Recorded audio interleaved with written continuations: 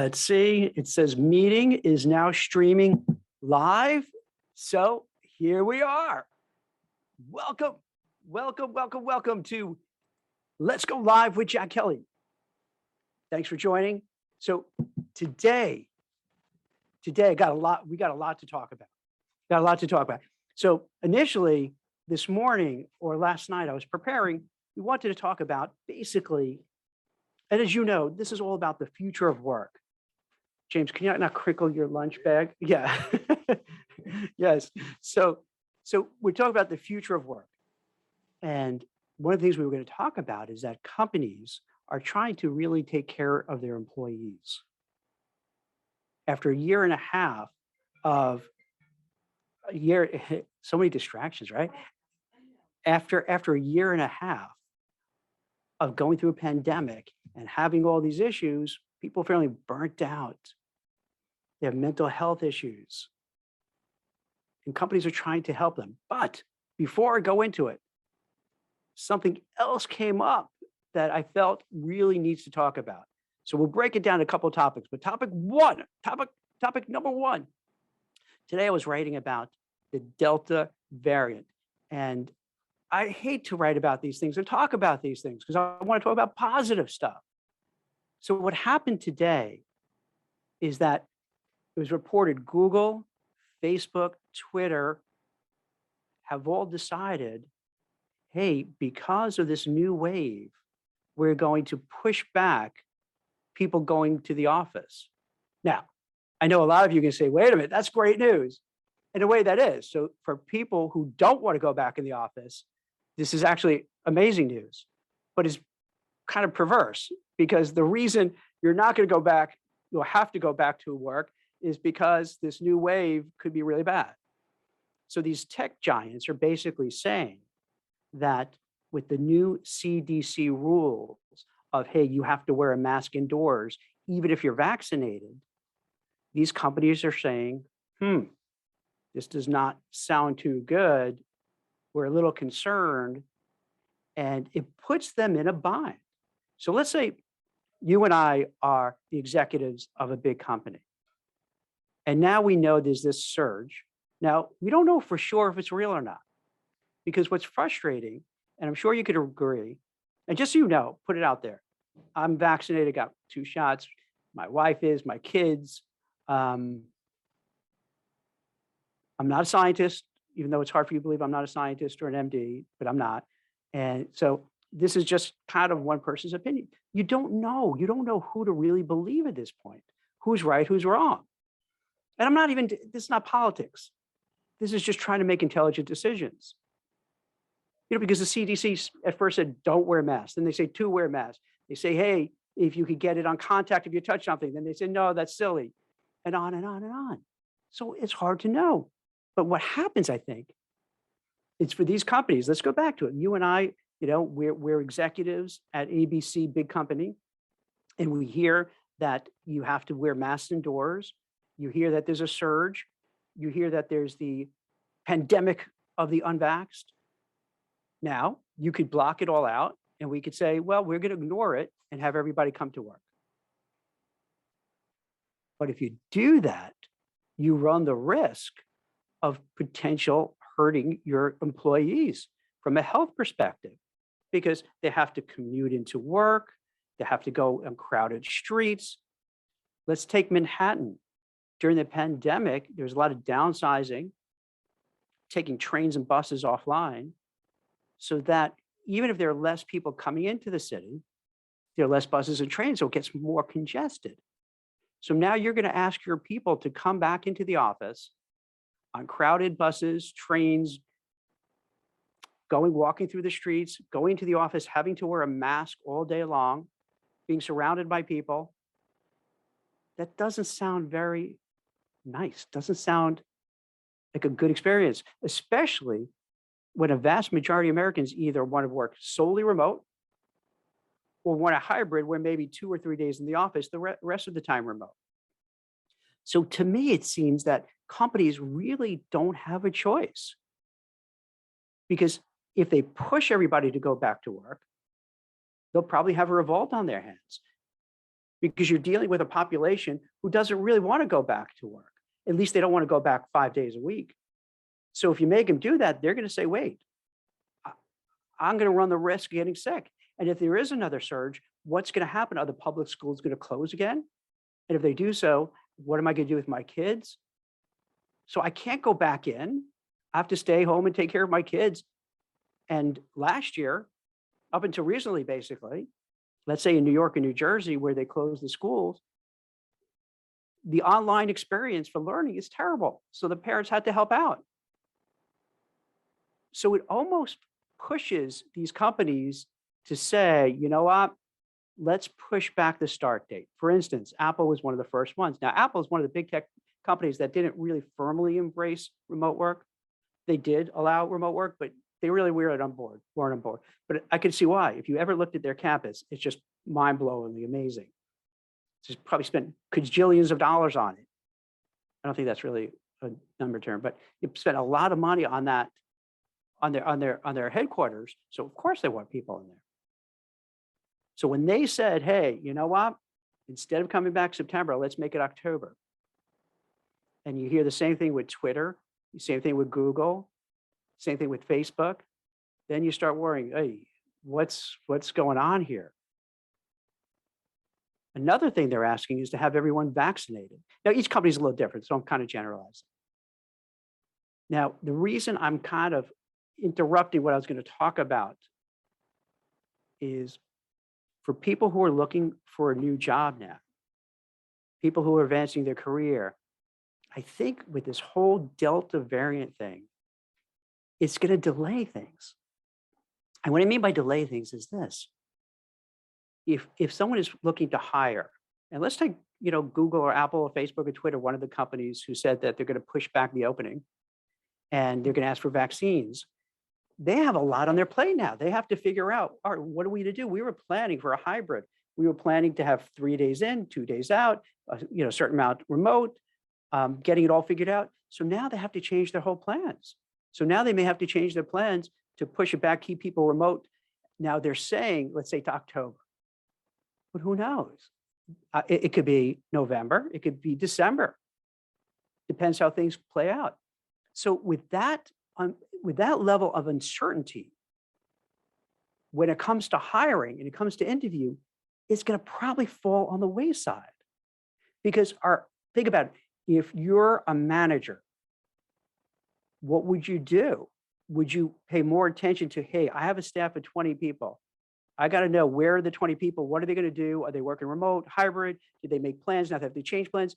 You're probably looking at your team to make sure everything is going well first before you start bringing somebody new in.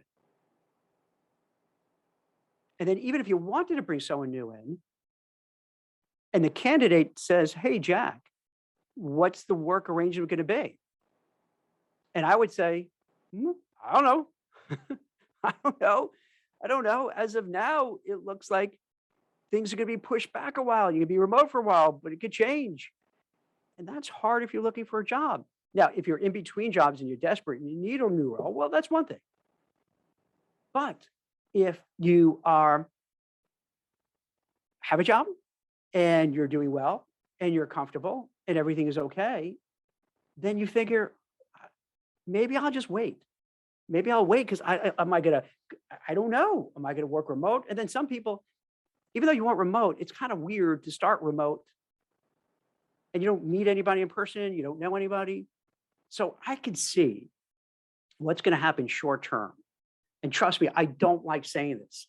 I'm not happy about saying this. And you can imagine, as a recruiter, someone who runs a recruiting firm, this is not good for my business. It's bad for my business because what will happen, I believe, is that you're going to have some slowdown. Usually you have slowdown in the summer to begin with. And then with this pandemic, a lot of people made plans because they just wanted to get away.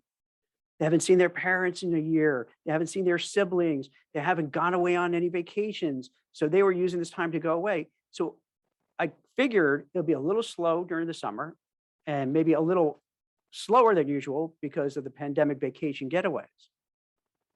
Now, I think to compound it with this uncertainty, it might take a while for things to happen. Now, does that mean every job stops? Not at all. Does that mean hiring stops? Not at all. Does that mean interviewing stops? Not at all. It just, I want to manage your expectations that if you're looking for a job and you're on the search, it might take longer. It may be more cumbersome. And people aren't like me. I'm a very transparent person. So I'm telling you what I know and what I believe is going to happen. With companies, sometimes it's awkward. They don't want to say it because sometimes it sounds like weakness that they don't know. I feel very comfortable saying at times, I don't know. But companies don't. So what do? They'll just interview and interview and interview because they don't know what's going to happen. So they don't want to pull the trigger. So they just kicking the can down the road.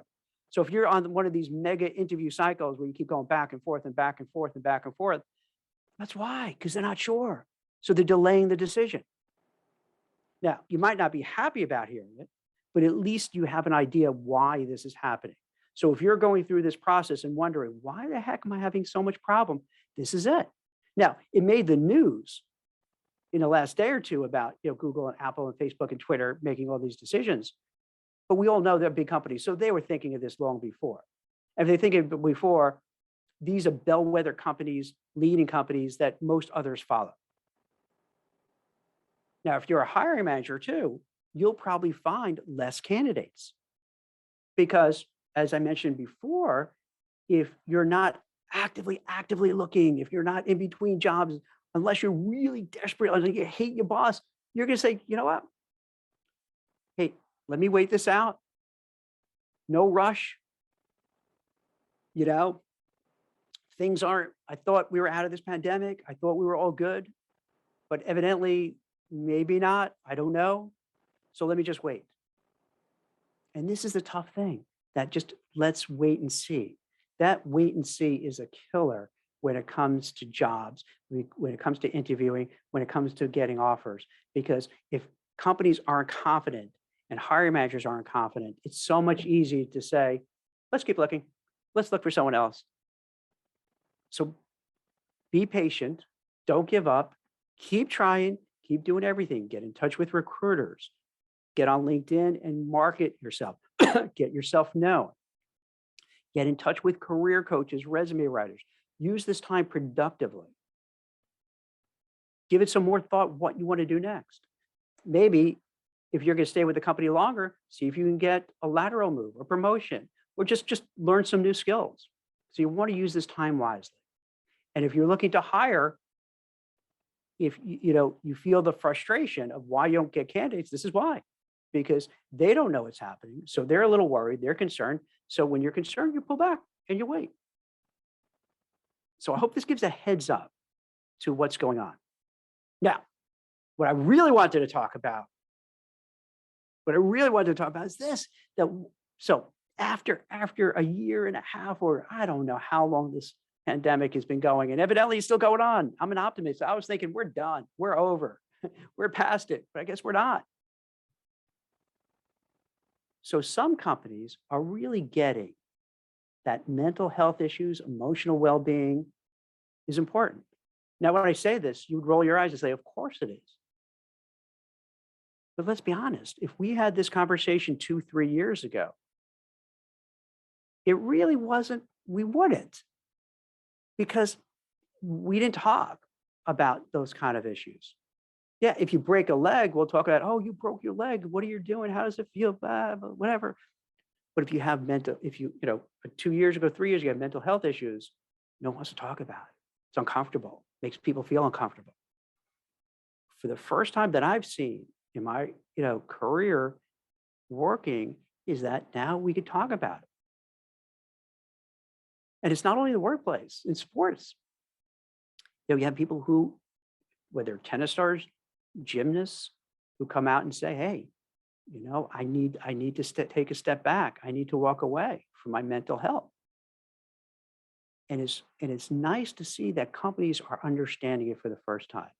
And you have companies like LinkedIn, Hootsuite, Bumble, and others who are saying, hey, here's a week off. No strings attached. Just take a week off, and then the whole company is taking off. Now, imagine there's a pocket of people who, would stay there just to make sure everything is okay. And the reason why everyone takes off, so you don't have that stress of like, okay, let's say maybe This group takes off this week, another group another week. You know how it is. You feel obligated to answer the texts, answer the emails, take that phone call, do that extra work. So this way you could just unplug for the whole week and not feel guilty because everybody else is unplugged. Now, it may not seem like much, but I think that speaks volumes. It shows that companies are starting to change their perspective. They're getting that this is so funny. They're getting that they actually have humans who are workers, right? Shocker. They're not like robots. They're real people with real feelings and emotions and family and friends. And you need to take care of them. So they're finally recognizing that. So by giving that week off, now you may say, well, 1 week is nothing, and you're kind of right. But then again, the way we do things here is nuts. Most people, when you get a new job, it's 2 weeks. Think how wild that is. 2 weeks, that's it. 2 weeks. So let's say you're a young person who graduates college. You're used to having spring break, Christmas break, all these different holidays, summers off, and then you start working and you only have 2 weeks off? How can you recharge? In a way, I think this is why, one of the reasons why here in the US, we're all so like up in arms. We're all aggravated and surly and quick to yell and scream and argue and fight. Because how can you not? If you're constantly working and there's really no 9 to 5 anymore because we're connected through technology. So we're on all the time. So it's constant stress, constant work. So the extra week, I know most people say, well, big deal. And it is and it's not. I agree, because 1 week, it's okay. It'd be nicer if you would give, across the board, 4-week vacations, 5-week vacations, unlimited vacations. I'm an advocate for that. But I'm also a believer is they got to start somewhere. You got to sometimes start somewhere, test it out, see how it works. So maybe with LinkedIn, with Bumble, Hootsuite, Mozilla, the web browser, they're doing it. And then you say, so let's say they come back after a week and they're super refreshed. They're very productive. They're motivated. They're happy. Then the company might say, you know what? This works. Let's, in addition to whatever they're working, let's expand the vacation policies, the personal day off policies, give mental health days and other things so that they could really kind of be their best. Because let's be frank. How many times do you go into office because you feel the pressure? You have to go into the office and you have to do your job, but you're burnt out. You can't focus. You can't think straight. You're just angry. You're irritated, right? I think we all go through that. But yet you feel you have to go because you don't have those days off. And you don't want your boss yelling at you or giving a hard time or giving you these dirty looks where you have to worry about losing your job. So imagine if these companies, let's say it starts with that 1 week off, and then maybe it's 2 weeks off. Maybe it's, every Friday off. Maybe it's half days on Fridays. I think whatever measures they start putting in, and I believe you're going to start seeing it because workers have woken up to the fact that they've been taken advantage of for years and years and being pushed and pushed and pushed. And then with this remote experiment where at work, they realize we don't have to keep doing what we've always been doing. We could try new things. We could try things that make our lives better. And I definitely feel the more people feel better about themselves in the workforce, the harder they're actually going to work because they're going to be appreciative and they feel valued. Because if you don't feel value appreciative, you're just going to go through the motions. You're going to do the work. You're going to keep one eye on looking at jobs and seeing what else is out there. The other eye kind of looking at work. And that's not good for anybody. That's not good for you. It's not good for the company. A recent development, and see, this is why I say like one step at a time that these things happen. So Mark Takano is a Democrat congressman from California, and he just proposed a bill. I don't know the right language for bill, piece of legislation. I'll say piece of legislation because it sounds like I know what I'm talking about. It sounds like smart. So he proposed a piece of legislation calling for 32 hours. basically 32-hour work week. So basically a 4-hour work week, which to me, I think is revolutionary. I don't think anyone's ever put that forth before. Now, what Takano has said, he pointed to Iceland, Spain, Microsoft, Finland, various different companies that have tried a 4-day work week. And some of it has been very positive. Let's say for Iceland, for instance, which is a small country, so it was good. So they could do a test market and see how it worked. And it worked phenomenally well. And when I say phenomenally well, meaning people were highly productive, companies did well, people felt better about themselves. So it was a win-win across the board. Now, some other of these countries and companies, the jury's still out. We're still kind of collecting information to see how it is. But by the congressperson putting it out there, it makes it real because it makes people start to think, hey, why shouldn't we do it this way? Why does it have to be 5 days a week? Why does it have to be 9 to 5? Why is it only 2 weeks vacation? So what I'm suggesting is this, for the people watching this, to start asking questions to your managers, to your bosses, speak with your friends, your colleagues, your coworkers, start bringing these things up, because I think the more people talk about it, the more change will happen. And right now, because it's, despite what I said at the beginning of the conversation, it's still a hot job market where there are a lot of needs and companies can't find the people and the help they need. So when the job seekers, when workers are in demand, they have more of the power. So if collectively they say, you know what, there's a Delta variant, even if you open up, we're not going. What are they going to do? Fire everybody? They can't do that. Push everybody to go back? They push everyone to go back. One of the good things about capitalism is that other companies will say, oh, you're telling everyone to come back and they're not going to come back? Welcome, come to us, come here. We'll let you work remote, and they'll get the best and brightest. So it won't be easy for companies to push you to go back. And then the same is going to start holding true when they ask for, hey, I want more vacation time. Because if you don't give more vacation time, if you don't allow staggered hours, especially, let's say, God forbid, that this Delta variant lasts, and now parents have to worry about childcare and sick relatives and all that. Say, wait, I can't go back and schlep into LA or San Francisco or Chicago or Philly or New York, because I have these other commitments and I'm gonna have to quit and leave. Same thing. You'll find other companies that are going to be progressive, forward-looking, forward-thinking, and smart, and say, you know what, we'll make the allowances because there's a trade-off. Yeah, we'll be empathetic, compassionate, serve your needs, and we'll get the best talent. So come on, join us.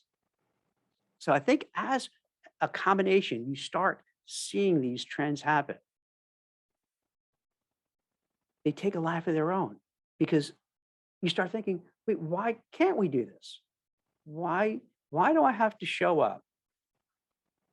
You talk about corporate culture. Come on.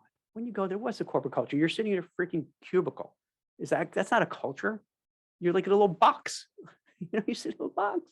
That's not really corporate culture. So you realize, hey, why do I have to go 9 to 5 in a big office building where it's either too hot, too cold, where that's my cat in the background. I don't know if it's too hot, it's too cold. You have to stay there till 5 o'clock, where by 4 o'clock, you're brain dead, you're exhausted, you can't think straight, but you have to stay there for the sake of staying there. Then you got to go down, rush, get on a crowded train, come home, train breaks down. And I'm not exaggerating. This happens all the time when you commute to big cities. And you're exhausted, and then you do it again. So the future of work, I think, in this regard is, number one, we talked about at the beginning of the show, is unfortunately, we're going to have to deal with health issues like viruses, outbreaks. This might be kind of a reoccurring thing. It might be one of these things that it's not like one and done and it's over with, that we're going to have to deal with this, whether it's the Delta strain or other strains moving forward. That's something we're going to have to figure out, both as professionals, managers, CEOs, and figure out how to navigate it. And I suggest that the smart, forward-looking executives are going to really take care of their people. The ones who don't, they're going to lose people. And because of all these changes, companies are going to have to be really creative. And that's where it comes in. Maybe doing away with a complete 9 to 5. Now, some people for 9 to 5 is great because they just like the format. They like structure. Everyone is different. Other people rather start the day very early and end early. Some might rather start the day later and end later. Some have commitments, young children, obligations, sick relatives, whatever the case may be. So you need to kind of alter. To have 5 days in the office leads to too much burnout. So maybe 4 days. That makes sense. It's why instead of 8 hours, maybe 5 hours. Now, why would you be judged based on the amount of hours you're in an office? Shouldn't you be judged more on how productive you were? So if you come into the office and let's say you come in at 9, and by 3 o'clock, you've done everything you're supposed to do and then some. And now you're feeling a little tired because you really had a super productive day. Why do you have to stay another 2 hours? And then go home during rush hour when it's crowded? Why can't you say, hey, boss, look what I did today? And you can point out everything you did. And oh, wow, that was great. That was great. Okay, now stay for another 2 hours. Instead of saying, hey, go home, beat the rush. I'm proud of you. You did a great job. Thank you. Get home. You get in front of all that traffic. Maybe you get home in an hour. It's 4 o'clock. You still have a long day in front of you. So this is what I believe is going to happen with the future of work. We're going to see a better quality of life. We're going to find a better life and work balance. But it's not going to come easy. It's going to have to be a lot of people like myself talking about it, bringing it up, starting conversations, writing about it. Things with Representative Takano putting out that piece of legislation, whether it works or doesn't, it opens the conversation. There's this couple, the Barnes, who started a whole 4-week petition to get a 4-day work week. Andrew Barnes runs. He's a CEO of a financial firm in New Zealand. Implemented his company, worked really well, and so well that he's saying, hey, let's try to push this across the board. Kickstarter jumped on, they're doing it. So slowly but surely, these things happen. Now, I'm not going to pretend it's going to happen overnight, but it'll happen. We're heading in that direction. So I know this is kind of a mixed bag of good and bad. The Delta variant, the surge, wearing masks, not so good. Especially it's not so good when we don't even know, does this have to be this way? We're not sure. But I think if it pushes these companies to delay us going back to the office and keep us remote, well, maybe that's not so bad. Maybe that's the trade-off. And then also the trade-off is, hey, once we're working remote, if we're ever going to go back, let's start figuring out other things. Let's look at different options so that makes it better for everybody. And then by having happier, motivated workers, company will do well. So it's a win-win. So I hope my kind of goals with these shows, with LinkedIn Lives, is to kind of bring these concepts up, kind of look down the road and see where things are heading. Because if you have an idea where things are going, you could position yourself in your career, in your job, to get ahead of the curve. And then also, hey, I never even thought of asking my boss about kind of abbreviated hours or more vacation time or what have you. I didn't know this could be on the table. So I'm hoping to bring these ideas, concepts up that'll help you in your career, help you in your job search, help you develop, give you some ideas. And then, as always, feel free, any topics you want me to cover, any comments, any suggestions. I apologize. I know when you send comments in there, it's hard for me to kind of chat and then look at it without getting all distracted and ruining my flow. So I don't mean to be rude, but I could answer you separately offline. So feel free to hit me up, or I could answer it after this.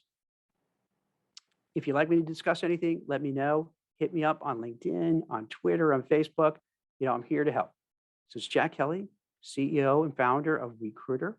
It's a job search platform, compliance search group, a recruiting firm, and senior contributor for Forbes. So thanks for watching and listening, and have a great day. And even with the Delta variant, we'll get through this. We're strong. We're a great country. We'll get through this. We'll figure it out. Thanks. Have a great day.